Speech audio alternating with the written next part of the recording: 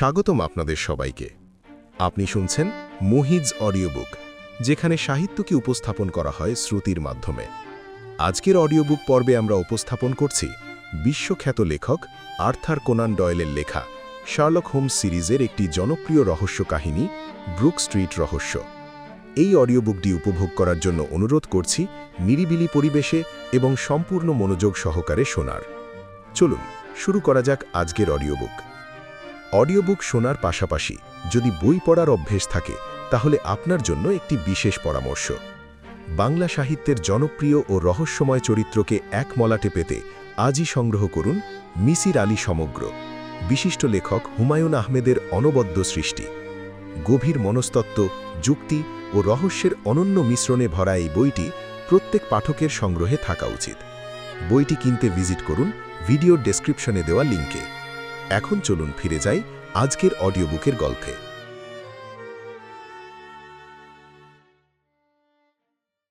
খাপছাড়াভাবে আমি যে স্মৃতিকথা লিখে যাচ্ছি তার কারণ কিন্তু একটাই। সেটা হলো আমার বন্ধু শার্লক হোমসের কাজের ধারা আর তার আশ্চর্য বিশ্লেষণ ক্ষমতার কথা সাধারণ লোককে জানিয়ে দেওয়া। কিন্তু লিখতে বসে বেশ মুশকিলে পড়ে গিয়েছি। যে ধরনের লেখা লিখতে চাই সেরকমের ঘটনা একটাও পাচ্ছি না। ডায়েরির পাতা উল্টাতে উল্টাতে দু ধরনের কেস নজরে পড়েছে। এক ধরনের রহস্যের তদন্তে হোমস এমন অসম্ভব বাহাদুরি দেখিয়েছে যা নিজের চোখে না দেখলে বিশ্বাস করা শক্ত। এগুলোকে প্রায় অলৌকিক কাণ্ড বলা যায়। তবে এই ঘটনাগুলোর কোনোটাই দম বন্ধ করা রহস্য কাহিনী নয়, এমনকি বেশ চমকদারও কিছু নয়।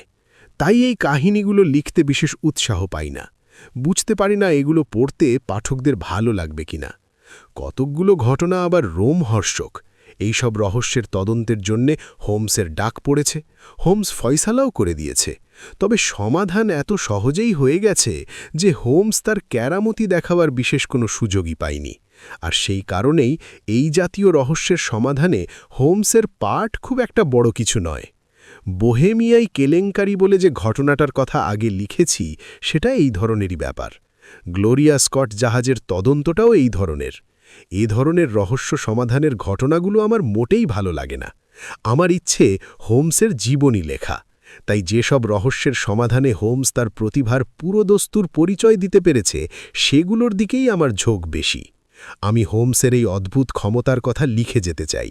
এসব কথা বলবার পরে আজকে যে ঘটনার কথা লিখব বলে বসেছি, সেটা অবশ্য দ্বিতীয় দফার মধ্যেই পড়ে। এই রহস্যের সমাধান করতে হোমসকে বেশি খাটাখাটনি করতে হয়নি, তবে ঘটনাটা খুবই অদ্ভুত। তাই এই ঘটনার কথা না লিখে পারলাম না। অক্টোবর মাস।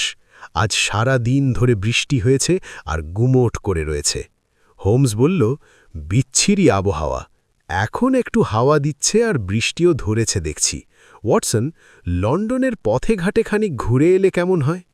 ঘরে হাত পা গুটিয়ে বসে থেকে আমারও বিরক্তি ধরে গিয়েছিল। হোমসের কথায় সঙ্গে সঙ্গে রাজি হয়ে গেলাম। ঘণ্টা তিনেক আমরা ব্রুক স্ট্রিট আর স্ট্র্যান্ড বরাবর ঘুরে বেড়ালাম। অজস্র লোকের মিছিল। প্রত্যেকটি লোকই আলাদা। তাদের বেশবাসের ধরন, হাঁটা চলার কায়দা সবই আলাদা। সব দিক থেকে এক অপূর্ব বর্ণাঢ্য শোভাযাত্রা। হোমস মাঝে মাঝেই একজনকে ভালো করে দেখে নিয়ে তাদের সম্বন্ধে তার মতামত দিচ্ছিল। সেসব শুনতে আমার বেশ মজা লাগছিল, আর অবাক হচ্ছিলাম হোমসের দেখবার আর অনুমান করবার ক্ষমতা দেখে। আমরা যখন বেকার স্ট্রিটে ফিরে এলাম, তখন রাত 10টা বেজে গেছে। দরজার কাছে এসে দেখি একটা ব্রুহ্যাম দাঁড়িয়ে আছে। ডাক্তারের গাড়ি দেখছি। ভদ্রলোক জিপি, পারিবারিক চিকিৎসক বলেই বোধ হচ্ছে। খুব বেশি দিন ডাক্তারি শুরু করেননি, তবে পসার বেশ ভালোই জমেছে। হোমস বলল, মনে হচ্ছে আমাদের কাছেই এসেছেন। খুব ভালো সময়েই আমরা ফিরে এসেছি। হোমসের কায়দাকানুন আমি এখন মোটামুটি রপ্ত করেছি, তাই কিভাবে হোমস কথাগুলো বলল তা আন্দাজ করতে পারলাম। গাড়ির ভেতরের বাতিদান থেকে ঝোলানো একটা বেতের বাক্সে ডাক্তারি জিনিসপত্র। বাতির আলোয় বাক্সের ভেতরটা পরিষ্কার দেখা যাচ্ছিল। এক নজরে গাড়ির ভেতরটা দেখে নিয়ে হোমস সিদ্ধান্ত নিয়েছিল যে ওটা ডাক্তারের গাড়ি। আমাদের বসবার ঘরে আলো জ্বলছিল। আলো দেখেই হোমস বুঝে নিয়েছিল যে গাড়ির মালিক বোধহয় আমাদের কাছেই এসেছেন।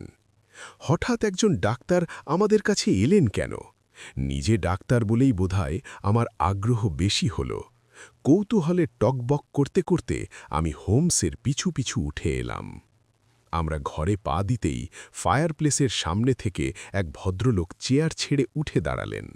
খোঁচা খোঁচা দাড়ি গোফলা মুখ শুকিয়ে একেবারে আমসি। ভদ্রলোকের বয়স ৩৩-৩৪-এর বেশি হবে না, কিন্তু তাকে দেখেই বোঝা যাচ্ছিল যে কোনো কারণেই হোক তার শরীর ভালো নয়। এই বয়সের লোকের যতটা চনমনে থাকা উচিত, ভদ্রলোক মোটেই সেরকম নন। তার চেহারায় একটা ক্লান্তির ছাপ। ভদ্রলোকের হাতের আঙুলগুলো এত সুন্দর যে দেখলেই মনে হয় কোনো চিত্রকরের আঙুল। সার্জেনের আঙুল বলে বোঝা যায় না। ভদ্রলোকের পোশাকও বেশ রুচিসম্পন্ন। কালো ফ্রক কোট আর গাঢ় রঙের ট্রাউজার্স, টাই রঙিন। হোমস হেসে হেসে বলল, গুড ইভিনিং ডক্টর। আপনাকে আমাদের জন্যে খুব বেশিক্ষণ অপেক্ষা করতে হয়নি।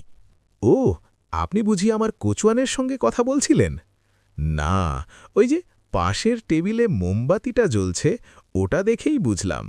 আপনি বসুন, আর আমি আপনার কি উপকারে লাগতে পারি যদি বলেন। আমার নাম ডক্টর পার্সি ট্রেভেলিয়ান। আমার ঠিকানা ৪০৩ ব্রুক স্ট্রিট। আমি জিজ্ঞেস করলাম, আচ্ছা, আপনি কি সেই নার্ভের অসুখের উপর বইটা লিখেছেন? আমি যে তার বইয়ের কথা জানি, এ কথা জেনে ভদ্রলোকের মুখ খুশিতে চকচকে হয়ে উঠল। বইটার কথা আজকাল কারো মুখেই শুনি না, তাই আমার ধারণা হয়েছিল বইটার কথা সকলেই ভুলে গেছে। প্রকাশক বিক্রির হিসেব যা দিয়েছে তা দেখেও আমার ধারণাটা আরও জোরদার হয়েছে। ভদ্রলোক বললেন, আপনি কি ডাক্তারি লাইনের লোক? হ্যাঁ, আমি মিলিটারিতে সার্জন ছিলাম, এখন রিটায়ার করেছি। আমার বরাবরের ঝোঁক নার্ভাস ডিজিজের ওপর। আমার ইচ্ছে ছিল যে পড়াশোনা করে আমি এই ধরনের অসুখের ওপর বিশেষজ্ঞ হব, কিন্তু অনেক সময় মানুষ হাতের কাছে যা পায় সেটাকেই আঁকড়ে ধরে। এখন সেসব কথা থাক, আমি জানি আপনাদের সময়ের দাম আছে, তাই কাজের কথায় আসি। মিস্টার হোমস, কিছুদিন ধরে আমার ব্রুক স্ট্রিটের বাসায় অদ্ভুত সব কাণ্ড ঘটছে। আজ রাতে ব্যাপার এমন সাংঘাতিক হয়েছিল যে আমার মনে হলো আর কালবিলম্ব না করে আপনাকে সব কথা জানানো উচিত। আপনার সাহায্য আর পরামর্শ ছাড়া আমার কোনো গতি নেই। শার্লক হোমস একটা চেয়ারে আরাম করে বসে পাইপ ধরালো। আমার সাহায্য আর পরামর্শ দুই আপনি পাবেন। কোন ঘটনার জন্যে আপনি এত ঘাবড়ে গেছেন সেটা তাহলে খুলে বলুন। ডাক্তার ট্রেভেলিয়ান বললেন, একটা ঘটনা এতই তুচ্ছ যে সেসব কথা আপনাকে বলতেই আমার লজ্জা হচ্ছে, কিন্তু ব্যাপারটা এতই গোলমেলে আর শেষটা এমন সাংঘাতিক আকার নিয়েছে যে আমার মনে হয় সব কথা আপনাকে খুলে বলাই ভালো। কোন কথাটা দরকারি আর কোনটা অদরকারি সেটা আপনি ঠিক বুঝে নেবেন। আমার ছাত্র জীবনের কথা দিয়েই শুরু করি, না হলে সব জিনিসটা হয়তো আপনার কাছে খোলসা হবে না। আমি লন্ডন বিশ্ববিদ্যালয়ের ছাত্র ছিলাম। অহংকার করছি মনে করবেন না। আমার মাস্টার মশাইরা বলতেন যে আমার যেরকম মেধা তাতে আমার ভবিষ্যৎ খুবই উজ্জ্বল।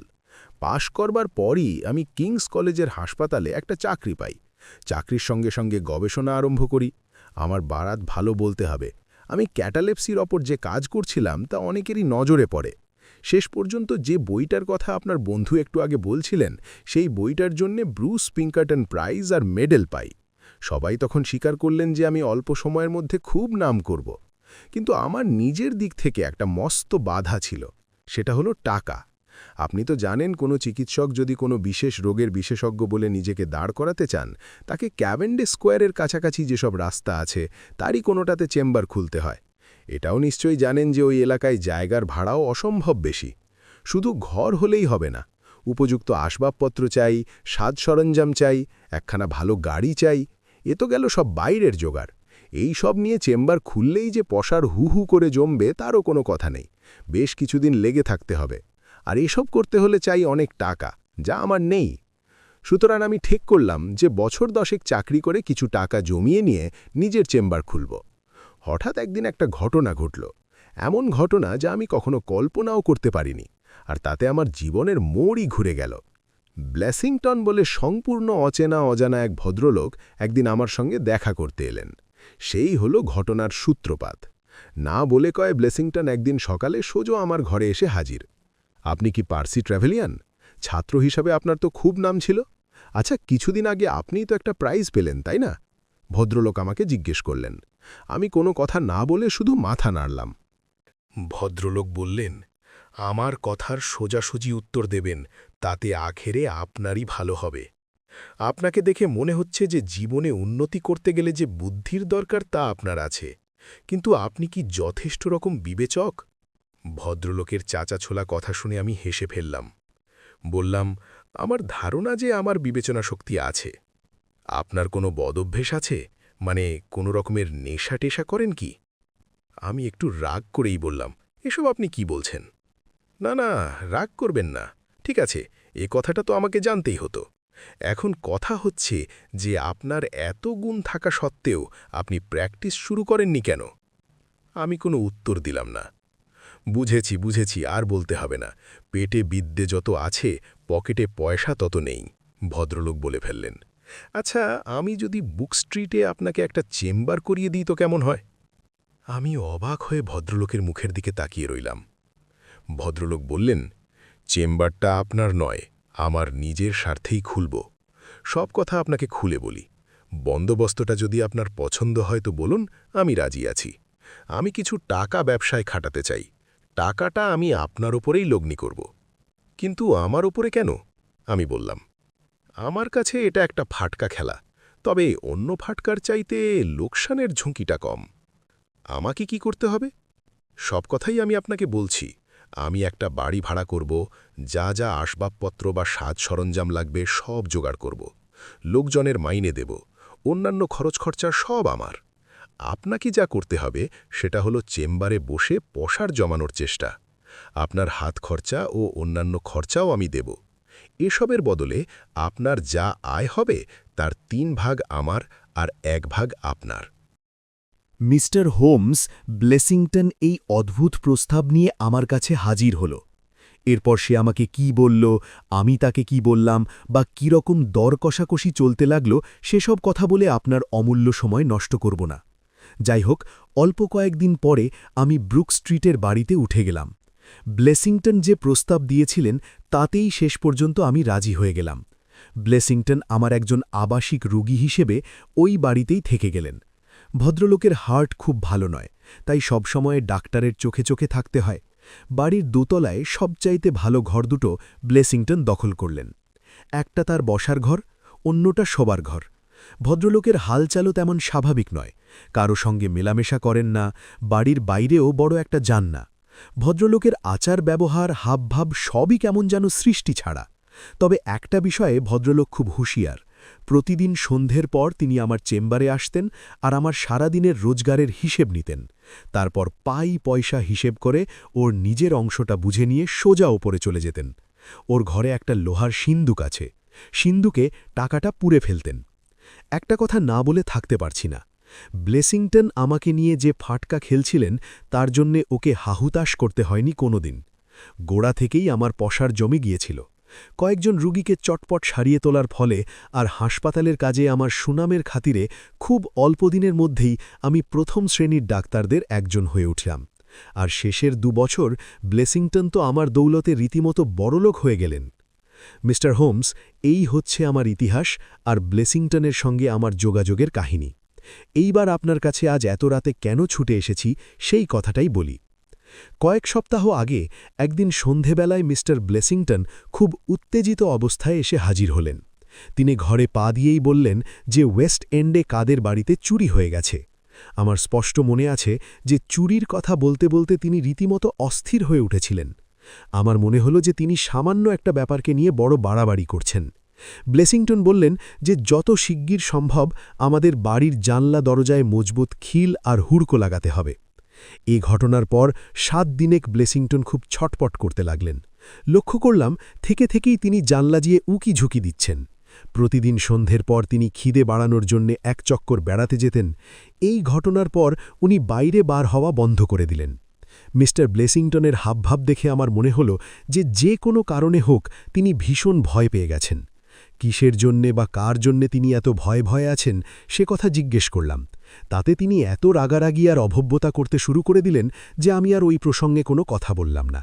কয়েকদিন কেটে যাওয়ার পরে অবস্থা আমার স্বাভাবিক হয়ে গেল। ব্লেসিংটন আবার বাড়ির বাইরে যেতে লাগলেন। তারপর হঠাৎ একটা ঘটনাকে কেন্দ্র করে গোলমাল বেঁধে গেল। ব্লেসিংটন একেবারে ভেঙে পড়েছেন। ওকে দেখলে খারাপ লাগে। যা ঘটেছে তা বলছি। 2 দিন আগে আমি একটা চিঠি পাই।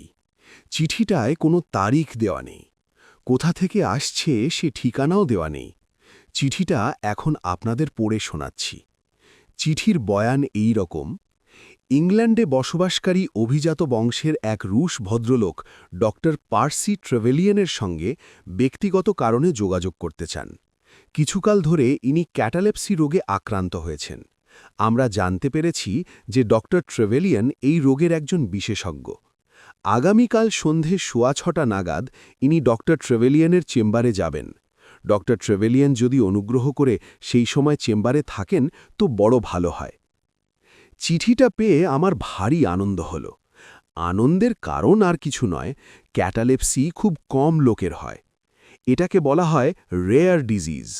সুতরাং আপনারা নিশ্চয়ই বুঝতে পারছেন যে ওই সময় আমি অবশ্যই আমার চেম্বারে বসেছিলাম। ঠিক 6:15 সময় আমার লোক রুগীকে চেম্বারে এনে হাজির করল। ডক্টর ট্রেভেলিয়ান একটু থেমে শুরু করলেন, রুগীকে দেখে অভিজাত রুশ বংশের লোক বলে বিশ্বাস করা কঠিন। ভদ্রলোকের সঙ্গে যে সহচরটি এসেছিল তার চেহারাটি দেখবার মতো। লোকটির বয়স কম, খুব লম্বা, সুন্দর দেখতে। হাত পা বুক পিঠের গড়ন দেখলে হারকিউলিসের কথা মনে পড়ে। ছোকরাটি বৃদ্ধ লোকটিকে হাত দিয়ে জড়িয়ে ধরে নিয়ে এলো। তারপর সযত্নে অসুস্থ লোকটিকে একটা চেয়ারে বসালো। আমাকে লক্ষ্য করে সেই ছোকরা বলল, আপনার চেম্বারে ঢুকে পড়েছি বলে মাফ চাইছি। ওর কথাটা একটু জড়ালো। বলল, ইনি আমার বাবা। বাবার শরীর যাতে ভালো থাকে সেটা দেখাই আমার একমাত্র কাজ। ছোকরার কথা শুনে আমার বড় ভালো লাগল। এরকম পিতৃভক্ত পুত্র আজকাল চট করে দেখা যায় না। তাই বললাম, ঠিক আছে, তা আমি যখন আপনার বাবাকে পরীক্ষা করব তখন আপনি এ ঘরে থাকবেন তো? না না, প্রায় আর্তনাদ করে ছোকরা বলে উঠল, ঘরে আমি কিছুতেই থাকব না। আমার ভীষণ কষ্ট হয়। আমার সামনে বাবার যদি ক্যাটালেপসির লক্ষণ দেখা যায় তাহলে আমি নির্ঘাত মারা পড়ব। আমার নার্ভ খুব দুর্বল। আপনি বাবার সঙ্গে কথা বলে ওকে পরীক্ষা করুন। আমি ততক্ষণ পাশের ঘরে বসি। ছোকরার কথায় আমি রাজি হয়ে গেলাম। সে ঘর থেকে বেরিয়ে গেল, তখন আমি আমার রুগীকে নিয়ে পড়লাম। তাকে প্রশ্ন করে তার অসুখের সূত্রপাত থেকে যা যা চিকিৎসা হয়েছে সব একে একে জেনে নিয়ে লিখে নিতে লাগলাম। ভদ্রলোককে খুব একটা চালাক চতুর বলে মনে হল না। আমার প্রশ্নের উত্তরে তিনি যা বললেন তাও কেমন ভাষা ভাষা। ওর কথা ভালো বুঝতে পারছিলাম না। এর কারণ হয়তো এই যে ভদ্রলোক ইংরাজিটা ততটা ভালো জানেন না। আমি লিখতে লিখতে ওর সঙ্গে কথা বলছিলাম, হঠাৎ খেয়াল হলো ভদ্রলোক আমার কথার কোনো উত্তর দিচ্ছেন না। আমি মাথা তুলে তাকাতেই দেখি ভদ্রলোক খাড়া হয়ে বসে আমার দিকে সোজাসুজি তাকিয়ে আছেন। ভদ্রলোকের চোখের পাতা পড়ছে না, তার চোখের চাউনি কেমন বিহবল। ভদ্রলোকের মুখের চামড়া টান টান হয়ে মুখোশের মতো দেখাচ্ছিল।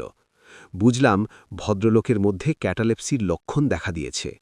ভদ্রলোককে দেখে প্রথমে আমার কষ্ট আর আশঙ্কা হচ্ছিল, কিন্তু তারপরেই আমি আমার রোগীর শরীরের তাপ, নাড়ির গতি পরীক্ষা করে লিখে নিলাম। তারপর তার মাংসপেশি কতটা শক্ত হয়ে উঠেছে সেটাও পরীক্ষা করলাম। সঙ্গে সঙ্গে তার অবচেতন প্রক্রিয়া কতটা স্বাভাবিক তাও লক্ষ্য করলাম। ভদ্রলোককে পরীক্ষা করে আমি এমন কিছু পেলাম না যা অস্বাভাবিক বলা যায়। এ ধরনের বহু রুগী আমি আগে দেখেছি। আগে এই ধরনের রুগীকে অ্যামিল নাইট্রেট দিয়ে খুব ভালো ফল পেয়েছি। আমার মনে হলো যে ভদ্রলোককে ওই ওষুধটা দিয়ে দেখি না কেন। ওষুধটা আমার চেম্বারে ছিল না, ছিল ল্যাবরেটরিতে। ওষুধটা আনতে গেলাম। ওষুধ খুঁজে পেতে একটু দেরি হলো। খুব জোর মিনিট 5 পরে আমি ফিরে এলাম। ঘরে ফিরে এসে আমার যা অবস্থা হলো তা আপনারা কল্পনাও করতে পারবেন না। ঘর খালি, রুগী নেই। আমি প্রথমেই পাশের ঘরে ছুটে গেলাম। ভদ্রলোকের ছেলেও নেই। হলঘরের দরজাটা ভেজানো, বন্ধ করা নয়। যে ছেলেটি রুগীদের আমার কাছে ডেকে দেয় সে খুব একটা চালাক চতুর না। তার উপর ওই নতুন কাজ করতে এসেছে, কাজের ধারাটাও বুঝে উঠতে পারেনি। ছেলেটা নিচে থাকে। আমি ঘণ্টা বাজালে ওপরে এসে রুগীকে দরজা পর্যন্ত এগিয়ে দিয়ে যায়। ওকে ডেকে জিজ্ঞেস করলাম, না, ও কিছু জানে না। ব্যাপারটা কেমন রহস্য বলে মনে হলো। খানিক পরে মিস্টার ব্লেসিংটন বেরিয়ে ফিরে এলেন। এই ব্যাপারটার সম্বন্ধে কোনো কথাই আমি ওকে বললাম না। সত্যি কথা বলতে কি, আমি ওকে ইদানিং এড়িয়ে চলি। খুব দরকার না হলে ওর সঙ্গে কথা বলি না। আমার ধারণা হয়েছিল যে রুশ ভদ্রলোকের ব্যাপারটা বোধহয় শেষ হয়ে গেল, ও নিয়ে আমি তাই আর মাথা ঘামাইনি। কিন্তু হঠাৎ বলা কওয়া নেই ওরা বাপ ছেলে যখন আমার চেম্বারে আবার এসে হাজির হলেন, তখন আমি সত্যি সত্যিই অবাক হয়ে গেলাম। এতই অবাক হলাম যে আপনাদের বলে বোঝাতে পারবো না। গতকাল আপনার চেম্বার থেকে হঠাৎ না বলে কয় চলে যাওয়ার জন্যে আপনার কাছে মাফ চাইতে এসেছি, আমায় বললেন। আমি বললাম, হ্যাঁ, আপনাদের কাণ্ড দেখে আমি অবাক। ভদ্রলোক বললেন, আসল কথাটা কি জানেন, ওই রকম অবস্থার পর আমি যখন সুস্থ হয়ে উঠি আমার মাথাটা তখন কীরকম খালি হয়ে যায়, কিছুই মনে থাকে না। সুস্থ হয়ে দেখলাম যে আমি অচেনা একটা ঘরে বসে আছি। কোথায় এসেছি, কেন এসেছি, কিছুই ভেবে পেলাম না। তাই আস্তে আস্তে ঘর থেকে বেরিয়ে গেলাম। ভদ্রলোকের ছেলে বললেন, বাবা ঘর থেকে বেরিয়ে এলেন দেখে আমি ভাবলাম যে কথাবার্তা সব হয়ে গেছে নিশ্চয়, তাই আমিও কাউকে কিছু না বলে চলে গেলাম। আসল কথাটা জানতে পারলাম বাড়ি পৌঁছে। আমি হেসে বললাম, তাতে খুব একটা ক্ষতি হয়নি, শুধু মাঝখান থেকে আমাকে বেশ চিন্তার মধ্যে পড়তে হয়েছিল। তাহলে চলুন চেম্বারে যাই, কালকের বাকি কাজটুকু আজ সেরে ফেলি। প্রায় আধ ঘন্টা ধরে আমি বৃদ্ধ ভদ্রলোকের সঙ্গে কথাবার্তা বলে ওর কি হয়, কি কষ্ট সব জেনে নিলাম। তারপর প্রেসক্রিপশন লিখে ওকে কি কি করতে হবে বুঝিয়ে দিলাম। তারপর ছেলের হাত ধরে ভদ্রলোক চলে গেলেন। আপনাদের আগেই বলেছি যে সারা দিনের মধ্যে এই সময়েই মিস্টার ব্লেসিংটন শরীর চাঙ্গা রাখবার জন্যে একবার বেড়াতে যান। একটু পরেই উনি ফিরে এলেন আর সোজা ওপরে চলে গেলেন। ওপরে যাওয়ার প্রায় সঙ্গে সঙ্গেই উনি ছুটতে ছুটতে নেমে এলেন। কাঁপতে কাঁপতে উনি আমার চেম্বারে ঢুকে পড়লেন। মিস্টার ব্লেসিংটন এমন সাংঘাতিক ভয় পেয়েছিলেন যে আমার মনে হলো উনি হয়তো ভয়ের চোটে পাগলই হয়ে যাবেন। আমার ঘরে কে ঢুকেছিল উনি জানতে চাইলেন। কেউ তো যায়নি, আমি বললাম। মিছে কথা, চিৎকার করে উনি বললেন, এসে দেখে যান। উনি প্রচণ্ড ভয় পেয়েছিলেন বলে ওর এই ধরনের কথা আমি চুপ করে সয়ে গেলাম। ওর সঙ্গে ওপর তলায় ওর ঘরে গেলাম। উনি ঘরের মেঝের দিকে দেখালেন। মেঝের পাতলা কার্পেটের ওপর কতকগুলো পায়ের ছাপ। আমার দিকে তাকিয়ে উনি চিৎকার করে বললেন, তুমি কি বলতে চাও যে এগুলো সব আমার পায়ের ছাপ? পায়ের ছাপগুলো মিস্টার ব্লেসিংটনের পায়ের ছাপের চাইতে বেশ বড়, আর দেখেই বোঝা যায় যে ছাপগুলো পুরনো নয়, নতুন। আপনাদের খেয়াল আছে নিশ্চয়ই যে বিকেলের দিকে প্রচণ্ড বৃষ্টি হয়েছিল। রুশ ভদ্রলোক আর ছেলে ছাড়া আর কেউ আসেওনি। বুঝলাম যে আমি যখন ভদ্রলোকের সঙ্গে কথা বলছিলাম তখন ওর ছেলে নিশ্চয়ই মিস্টার ব্লেসিংটনের ঘরে ঢুকেছিল। তবে কেন যে সে এ কাজ করেছে তা বুঝতে পারলাম না। ঘরের কোনো জিনিস নড়ানো বা সরানো হয়নি, কোনো জিনিস খোয়াও যায়নি। তবে সে যে ঘরের মধ্যে ঘোরাঘুরি করেছে সে কথা পরিষ্কার। যদিও ব্যাপারটা যে কোনো লোককেই ভাবিয়ে তোলবার পক্ষে যথেষ্ট, তবুও আমার মনে হলো যে মিস্টার ব্লেসিংটন ব্যাপারটা নিয়ে বেশি বাড়াবাড়ি করছেন। বিশ্বাস করবেন কিনা জানি না, উনি একটা আরাম চেয়ারে বসে কাঁদতে শুরু করলেন। উনি এমন আবোল তাবোল বকতে লাগলেন যে তা বলবার নয়। শেষকালে ওর কথা থেকে বুঝতে পারলাম যে উনি আপনাকে এই সমস্যা সমাধানের ভার দিতে চান। যদিও ব্যাপারটা খুবই তুচ্ছ এবং এটা নিয়ে আপনার কাছে আসা মানে মশা মারতে কামান দাগা হয়ে যাচ্ছে, তবুও সব দিক ভেবেচিন্তে আমি আপনার কাছে আসাটাই ঠিক বলে মনে করলাম। এখন আপনি যদি আমার সঙ্গে এসে ওকে একটু শান্ত করতে পারেন তো ভালো হয়। আমি গাড়ি নিয়েই এসেছি। হোমস খুব মন দিয়ে ডাক্তার ট্রেভেলিয়ানের প্রতিটি কথাই শুনছিল। বুঝতে পারলাম এই দীর্ঘ কাহিনীর মধ্যে সে নিশ্চয়ই কোনো জটিল রহস্যের সন্ধান পেয়েছে, তাই সে মনে মনে এত উত্তেজিত হয়ে উঠেছে। অবশ্য হোমসকে দেখে তার মনের কথা বোঝবার উপায় নেই। ভাবলেশহীন মুখ, চোখের পাতাগুলো প্রায় বুজে এসেছে। কেবলমাত্র ওর পাইপ থেকে যেরকম ঘন ঘন ধোঁয়ার কুণ্ডলি উঠছিল তাতেই বোঝা যাচ্ছিল যে ডাক্তারের কথা শুনতে শুনতে হোমস ভেতরে ভেতরে কী রকম অস্থির হয়ে উঠেছে। ডাক্তার থামতেই হোমস লাফিয়ে উঠে পড়ল। একটিও কথা না বলে সে আমার টুপিটা আমাকে দিয়ে নিজের টুপিটা টেনে নিল। ডাক্তার ট্রেভেলিয়ানকে সঙ্গে নিয়ে ঘর থেকে বেরিয়ে এলো। মিনিট 15 মধ্যেই আমরা ডাক্তার ট্রেভেলিয়ানের ব্রুক স্ট্রিটের বাসায় পৌঁছে গেলাম। ওয়েস্ট এন্ডের বাড়িগুলো যেমন হয় ঠিক তেমনই গোমড়া মুখা ন্যাড়া বোচা। অল্প বয়সী একটা চাকর দরজা খুলে দিল। চওড়া কার্পেট মোড়া সিঁড়ি দিয়ে ওপরে উঠতে লাগলাম। হঠাৎ সিঁড়ির আলোটা নিভে গেল। হকচকিয়ে গিয়ে আমরা দাঁড়িয়ে পড়লাম। অন্ধকার থেকে কাঁপা কাঁপা গলায় কে যেন বলল, আমার হাতে পিস্তল আছে, আর এক পা এগোলেই গুলি করব। ডাক্তার ট্রেভিলিয়ান বিরক্ত হয়ে বললেন, মিস্টার ব্লেসিংটন, আপনি কিন্তু মাত্রা ছাড়িয়ে যাচ্ছেন। ও, ডাক্তার আপনি? ভদ্রলোকের বলার ধরন দেখে বুঝলাম যে তিনি স্বস্তির নিঃশ্বাস ছাড়লেন। কিন্তু এ ভদ্রলোকেরা, এরা সাচ্চা লোক তো? আমরা বুঝতে পারলাম যে ব্লেসিংটন আমাদের আড়াল থেকে ভালোভাবে দেখছেন। খানিকক্ষণ পরে ভদ্রলোক বললেন, ঠিক আছে, আপনারা উপরে আসুন। কথায় বলে সাবধানের মার নেই। আশা করি আমার ব্যবহারে আপনারা রাগ করেননি।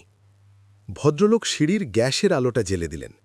গ্যাসের আলোয় যে মানুষটিকে দেখলাম তার সবটাই অদ্ভুত।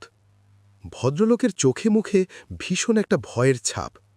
উনি বেশ মোটা, তবে মনে হলো যে আগে আরও মোটা ছিলেন। শরীরে চামড়া ঝুলে গেছে। মুখের চামড়া বেশি ঝুলে গেছে বলে মুখটা ব্লাড হাউন্ডের মতো দেখাচ্ছে। মাথার চুল পাতলা হতে শুরু করেছে। ভয়ে চুলগুলো খাড়া খাড়া। ভদ্রলোকের হাতে একটা পিস্তল ছিল। আমরা এগোতেই পিস্তলটা উনি পকেটে পুরে ফেললেন। গুড ইভিনিং মিস্টার হোমস, ভদ্রলোক বললেন। আপনি এসেছেন বলে আমি যে কি আরাম পেয়েছি তা বলে বোঝাতে পারব না। আপনার সাহায্য ছাড়া আমার চলবে না। আমার ঘরে যে বাইরের লোক ঢুকেছিল সে কথা ডাক্তার ট্রেভিলিয়ান নিশ্চয়ই আপনাকে বলেছেন। হ্যাঁ, তা শুনেছি, হোমস বলল। ওই লোক দুটি কে মিস্টার ব্লেসিংটন, আর কেনই বা ওরা আপনাকে এভাবে উৎপীড়ন করছে? মিস্টার ব্লেসিংটন ঘাবড়ে গিয়ে আমতা আমতা করে বললেন, সেটা বলা শক্ত। আর তাছাড়া আপনার এ কথার আমি কি উত্তর দেব বলুন তো মিস্টার হোমস? আপনি বলছেন যে ওদের আপনি চেনেন না। অনুগ্রহ করে আপনারা এদিকে আসুন, এই যে এই ঘরে। ভদ্রলোক আমাদের তার শোবার ঘরে নিয়ে গেলেন। ঘরটা বেশ বড় আর সুন্দরভাবে সাজানো গোছানো। ওটা দেখছেন? খাটের একধারে রাখা একটা বড় কালো বাক্স ভদ্রলোক আঙুল তুলে আমাদের দেখালেন। আমি খুব বড় লোক নই মিস্টার হোমস। জীবনে আমি ডাক্তার ট্রেভিলিয়ানকে সাহায্য করা ছাড়া কোনো ফাটকা খেলিনি। আমার কথা সত্যি কিনা তা ডাক্তার ট্রেভিলিয়ানকে জিজ্ঞেস করলেই জানতে পারবেন। কিন্তু আমি ব্যাংকওয়ালাদের বিশ্বাস করি না। আমি ব্যাংকওয়ালাদের ছায়া পর্যন্ত মারাই না। আপনাকে বিশ্বাস করে কথাটা বলছি। আমার যা সামান্য টাকা কড়ি আছে তা সবই ওই বাক্সের মধ্যে রাখা। তাহলে বুঝতেই পারছেন যে আমার অনুপস্থিতিতে অচেনা কোনো লোক ঘরে ঢুকেছে জানতে পারলে আমার মনের অবস্থা কি হয়। হোমস মিস্টার ব্লেসিংটনের দিকে তাকিয়ে থেকে মাথা নাড়ল।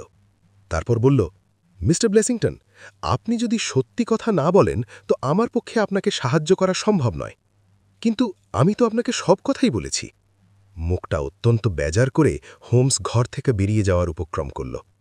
গুড নাইট ডাক্তার ট্রেভিলিয়ান, হোমস বলল। কাতরভাবে ব্লেসিংটন বললেন, আপনি আমাকে কি করতে বলছেন? আপনাকে একটি উপদেশ দিই, সত্যি কথা বলতে শিখুন। আর কোনো কথা না বলে হোমস বেরিয়ে এলো। পিছনে পিছনে আমিও। রাস্তায় বেরিয়েও হোমস কোনো কথা বলল না।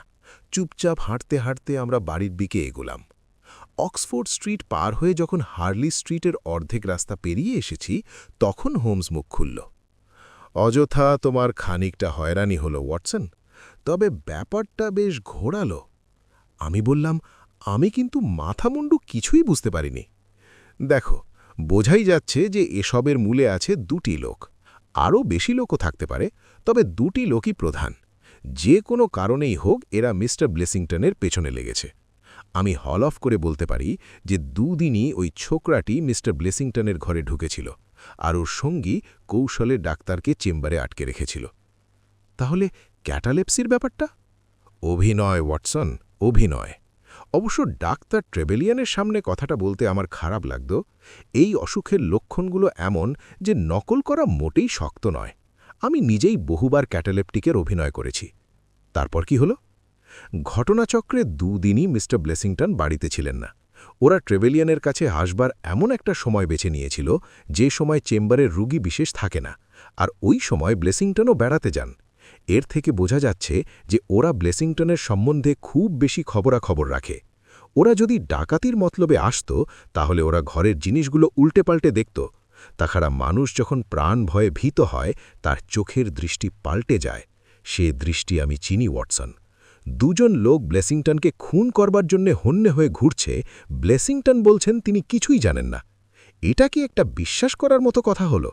আমার দৃঢ় বিশ্বাস এই লোক দুটিকে ব্লেসিংটন চেনেন, আর সে কথা যে তিনি গোপন করছেন তার পেছনেও ওর উদ্দেশ্য আছে। দেখা যাক, কাল সকালেই ব্রুক স্ট্রিট থেকে আমাদের ডাক আসবে। ডাক না এলে বিস্মিত হব।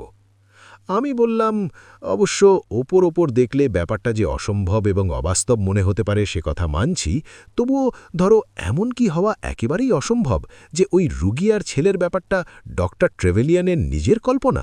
ডক্টর ট্রেভেলিয়ানই মিস্টার ব্লেসিংটনের ঘরে গিয়েছিলেন। বন্ধু হে, এ কথা আমার প্রথমেই মনে হয়েছিল, কিন্তু গোড়াতেই আমি এমন প্রমাণ পেলাম যার থেকে বুঝলাম যে ডাক্তার সত্যি কথা বলছে।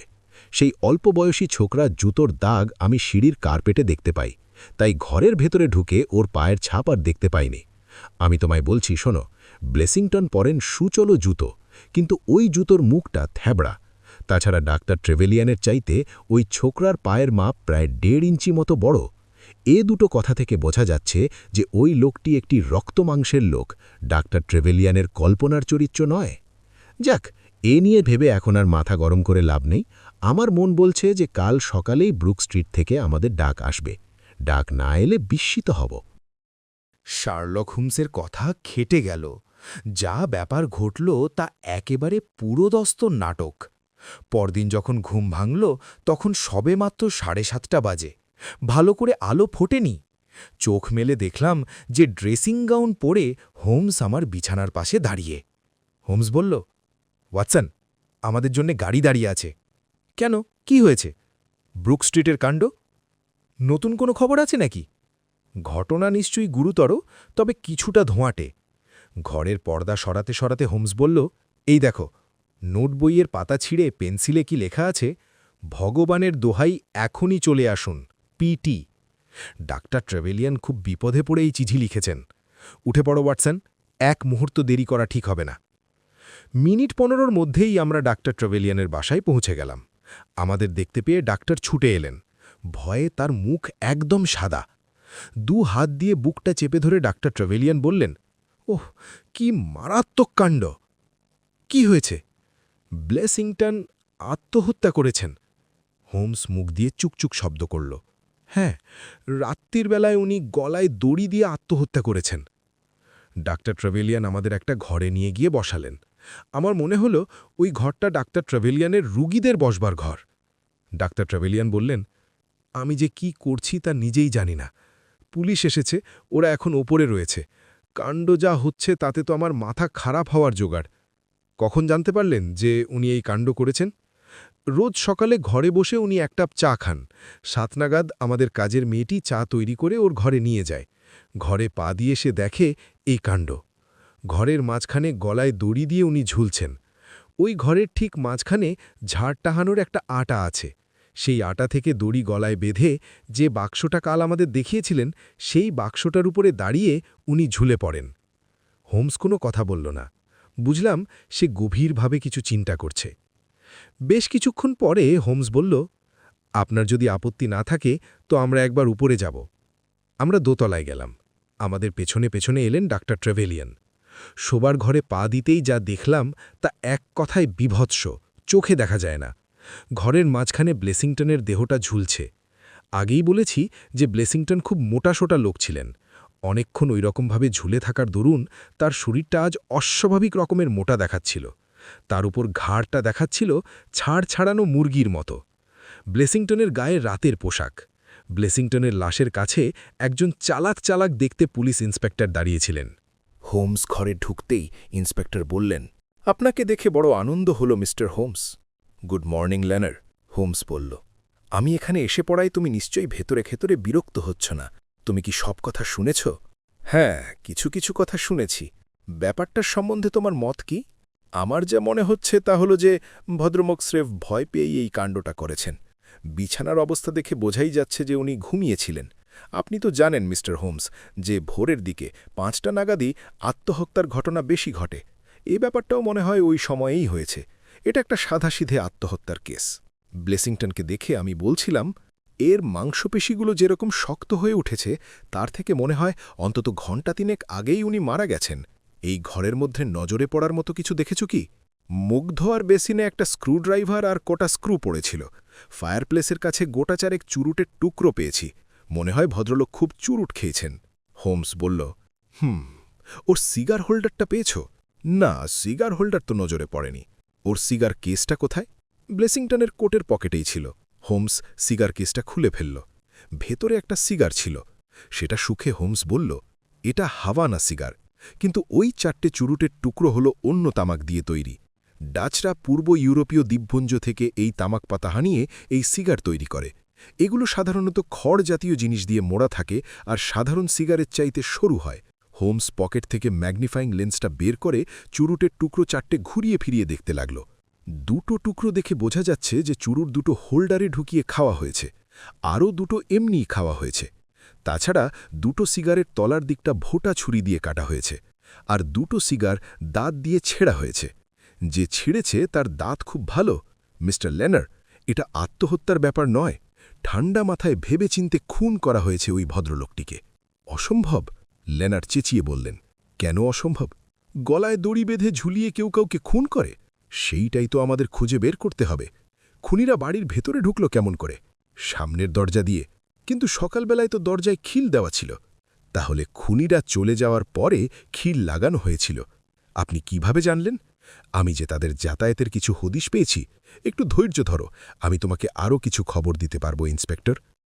হোমস দরজার দিকে এগিয়ে গেল। তারপর দরজার ল্যাচের চাবিটা বার কয়েক ঘুরিয়ে ঘুরিয়ে দেখল। তারপর চাবিটা বের করে নিল। চাবিটাকেও বেশ খুঁটিয়ে দেখে নিয়ে হোমস ঘরের মেঝে, কার্পেট, টেবিল, চেয়ার, বিছানা সব এক এক করে পরীক্ষা করল। তারপর যখন তার দেখাশোনা শেষ হল, তখন আমাকে আর ইন্সপেক্টরকে ডেকে নিয়ে ব্লেসিংটনকে নামিয়ে ফেলল। তারপর একটা চাদর দিয়ে তার দেহটা ঢেকে দিল। হোমস বলল, এই দড়িটা এলো কোথা থেকে? ব্লেসিংটনের খাটের তলা থেকে একটা দড়ির বান্ডিল বের করে ডক্টর ট্রেভিলিয়ান বললেন, এইটা থেকে কেটে নেওয়া হয়েছে। আগুন সম্বন্ধে ব্লেসিংটনের দারুণ ভয় ছিল। যদি বাড়িতে আগুন লেগে যায়, যদি উনি ঘর থেকে বার হতে না পারেন, সেই ভয়ে এই দড়িটা রেখে দিয়েছিলেন। সেরকম অবস্থা হলে উনি দড়ি বেঁধে জানলা দিয়ে ঝুলে পড়বেন, এই ছিল ওর মতলব। হোমস গম্ভীরভাবে বলল, এতে করে খুনিদের পরিশ্রমই বেঁচে গেছে। এমনিতে ব্যাপারটা খুব সোজা। মনে হয় সন্ধ্যের মধ্যে সবকিছুর ফয়সালা করে ফেলতে পারব। ম্যান্টেল পিসের উপরে ব্লেসিংটনের যে ছবিটা রয়েছে ওটা আমি নিয়ে যাব, আমার তদন্তের সুবিধে হবে। হোমসের কথায় ডক্টর ট্রেভিলিয়ান বলে উঠলেন, কিন্তু আপনি তো আমাদের কোনো কথাই বলছেন না। হোমস বলল, ঘটনা যা ঘটেছে তা তো সহজেই বোঝা যাচ্ছে। 3 জন লোক ছিল, ছোকরা মতো একজন, বয়স্ক একজন, আর একজন যার পরিচয় আমি পাইনি।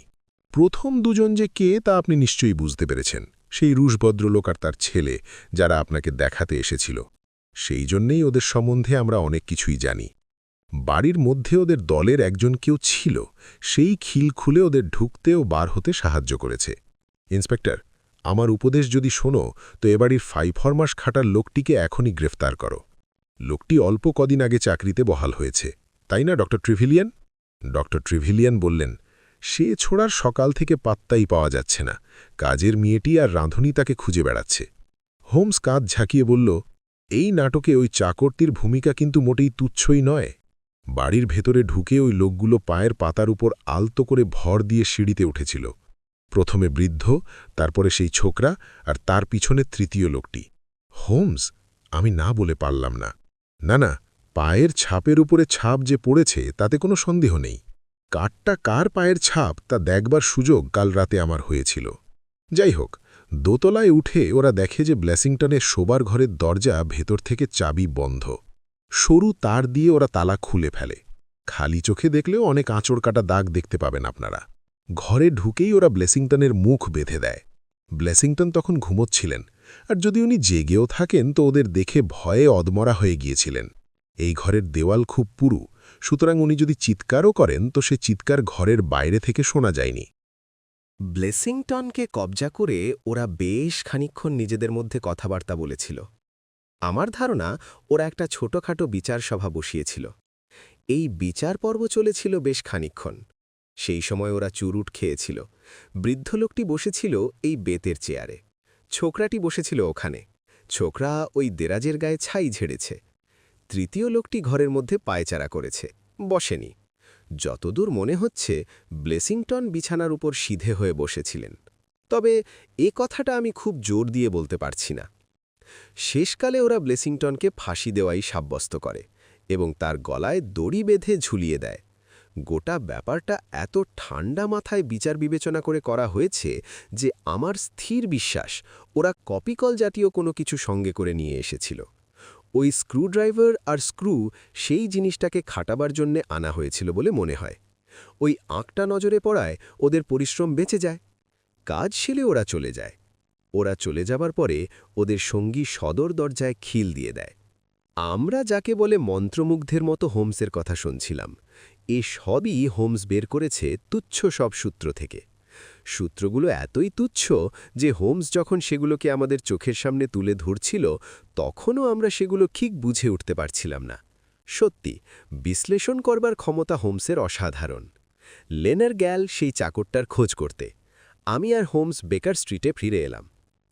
ব্রেকফাস্ট শেষ করেই হোমস বলল, আমি এখন বার হচ্ছি, ফিরতে 3টে হবে।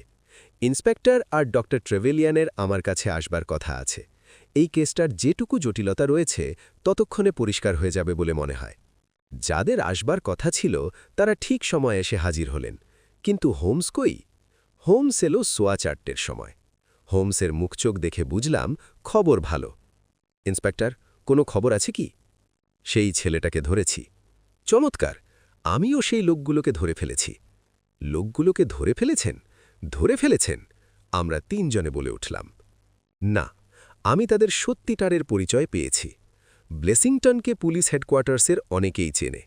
এমনটা যে হবে তা আমি আজ করেছিলাম। ওকে যারা খুন করেছে তাদেরও পুলিশ ভালো করেই চেনে। ওদের 3 জনের নাম হল বিডল, হেওয়ার্ড আর মেফেট। অর্থিংটন ব্যাংক ডাকাতের দল, ইন্সপেক্টর বলে উঠলেন। তাহলে ব্লেসিংটনই হচ্ছে সাটন। হোমস বলল, ঠিক বলেছ ইন্সপেক্টর। এখন সব ব্যাপারটা স্পষ্ট হয়ে গেল। ইন্সপেক্টরের কাছে রহস্যের সমাধান হয়ে গেলেও আমাদের কাছে হয়নি। আমি আর ডক্টর ট্রেভেলিয়ান মুখোচাবাচাবি করতে লাগলাম। হোমস বলল, অর্থিংডন ব্যাংকের সেই দারুণ ডাকাতিটার কথা নিশ্চয়ই তোমার মনে আছে। 5 জন লোকে মিলে কাজটা করেছিল। এই 4 জন আর কার্টরাইট বলে একটি লোক। ব্যাংকের কেয়ারটেকার টোবিনকে খুন করে ডাকাতরা 7,000 পাউন্ড নিয়ে পালায়। ঘটনাটা ঘটে 1875 সালে। ওরা 5 জনই ধরা পড়ে, কিন্তু ওদের বিরুদ্ধে জোরদার কোনো প্রমাণ পাওয়া যায়নি। ওদের মধ্যে সবচাইতে দুষ্ট প্রকৃতির লোক ছিল ব্লেসিংটন ওরফে সাটন। ও রাতারাতি রাজসাক্ষী হয়ে যায়। ওর কথার ওপর ভিত্তি করে টোবিনকে খুন করার দায়ে কার্টরাইটের ফাঁসি হয়ে যায়। বাকি 3 জনের প্রত্যেকের 15 বছরের জন্য জেল হয়ে যায়। কিছুদিন আগে মেয়াদ শেষ হবার আগেই ওরা খালাস পায়। জেল থেকে বেরিয়ে ওরা ঠিক করে যে বিশ্বাসঘাতককে তার উপযুক্ত শাস্তি ওরা দেবেই, আর ওদের বন্ধুর ফাঁসির প্রতিশোধ নেবেই।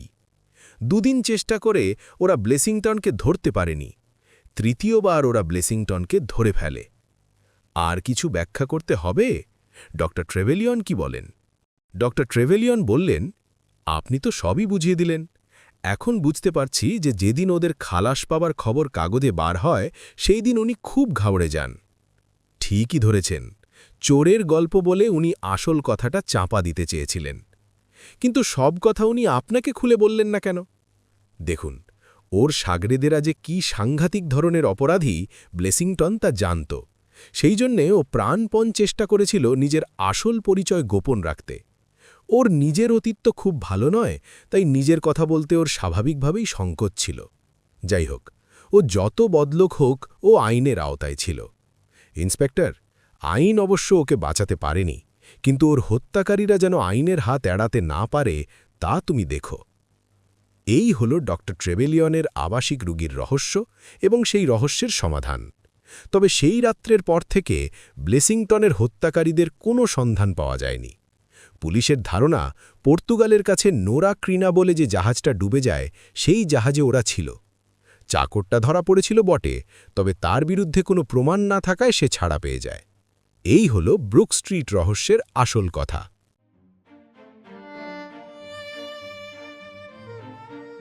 আপনি শুনছিলেন মুহিজ অডিও বুকের আজকের অডিও বুক পর্ব। আশা করি ব্রুক স্ট্রিট রহস্য গল্পটি আপনাদের ভালো লেগেছে। শেষ করার আগে ছোট্ট একটি স্মরণ করিয়ে দিই, যদি রহস্য আর মনস্তত্ত্বধর্মী গল্প পড়তে ভালোবাসেন তাহলে সংগ্রহ করতে পারেন হুমায়ুন আহমেদের লেখা মিসির আলী সমগ্র। বইটি কিনতে ভিজিট করুন ভিডিওর ডেসক্রিপশনে দেওয়া লিঙ্কে। ভিডিওটি ভালো লাগলে লাইক দিন এবং এমন আরও অডিও বুক পেতে মুহিজ অডিও বুক চ্যানেলটি সাবস্ক্রাইব করুন। আপনাদের মতামত ও প্রিয় গল্পের নাম কমেন্টে জানাতে ভুলবেন না। আবার দেখা হবে নতুন কোনো অডিও বুক নিয়ে। ততক্ষণ পর্যন্ত ভালো থাকুন এবং ভালো গল্পের সাথেই থাকুন।